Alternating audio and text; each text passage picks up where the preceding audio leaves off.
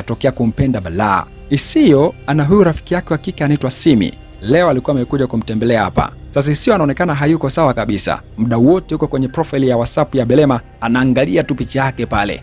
Kesho yake Isio akaona isiwe tabu ise. Akaenda kwenye nyumba anayoishi Belema. Akamkuta Belema hapa. Mchizi akamwambia kwamba pokea simu zangu, jibu meseji zangu. Belema akasema unataka nini? Mchizi akasema nataka mimi na wewe tufahamiane zaidi. Unajua Belema, tangu siku ile usiku unitoke kabisa akilini mwangu.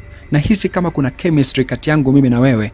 Belema akasema wewe kijana, naomba futa hayo mawazo haraka sana. Huwezi kuwa kwenye mahusiano na mimi. Mimi ni malaya. Mimi ni kahaba. Mimi nafanya mapenzi kwa kulipwa. Huwezi kuwa kwenye mahusiano na mimi. Hayo ndio maisha yangu. Unajua mchiza kuamini aisee kwamba Belema eti ni malaya, ni kahaba, anajiuza, anafanya mapenzi kwa kulipwa. Kesho yake Isio kwa rafiki yake akamweleza kuhusu Belema kwamba eti Belema amesema anafanya kazi ya kujiuza. Rafiki yake akasema umeona sasa, na huyu ameamua tu kukusaidia, amekuweka wazi. Ulikuwa unaenda kuangamia wewe, na sijui kama hauna magonjwa ya zinaa au ukimwi. Chiza akasema mbona nishapima kitambo na aliambiwa niko safi. Akasema tushukuru Mungu sasa, maana ulikuwa unaenda kufa vibaya. Jioni Isio alikuwa kwenye grocery kamoja hapa anapata moja baridi. Sasa mchizi kichwani mwake bado anamuwaza Belema kinyama. Akawa anaona kama Belema amekuja pale, alafu mchizi anamwambia Belema kuwa licha kwamba wewe unajiuza, lakini mimi nakubali kuwa na wewe hivyo hivyo na kuahidi ile penzi letu litasimama tu siku moja. Mchizi anashtuka, alikuwa ni mawazo ise. Licha kwamba Belema anajiuza, lakini mchizi Belema kagoma kabisa kumtoka moyoni.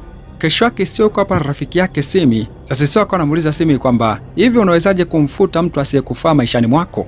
Simi akasema kwanza unatakiwa uhakikisha kuwa umembloko kila kona, lakini pia umefuta mawasiliano yake yote. Simi akasema kwani ni nani huyu ambaye unataka kumfuta maishani mwako? Isio akasema ni mawazo tu hapa nilikuwa nawaza. Zikapita siku kadhaa, Isio bwana ikashindikana kabisa kumsahau Belema. Akarudi kwa Belema, akamwambia Belema, imeshindikana kukuondoa moyoni mwangu. Belema akasema kwani unataka nini kwangu? Isio akasema nahitaji kuwa na wewe na kupenda Belema. Belema akasema wewe utakuwa umemisi show wewe. Isio akasema hapana Belema, mimi hata sio show.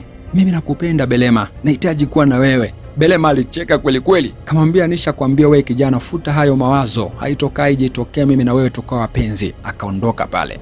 Baada ya wiki 3, Belema akawa anajihisi hayuko sawa, akaenda kununua kipimo cha ujauzito. Kupima Belema bwana, ngome ikasoma positive ise kwamba ni mjamzito. Unajua Belema alichanganyikiwa, alipagawa vibaya. Mimba ni ya nani? Mimba ni ya driver Uber Isio. Rafiki yake Belema Olivia akamuuliza sasa unafanyaje? Belema akasema hakuna cha kufanyaje zaidi ya kuitoa. Sasa Belema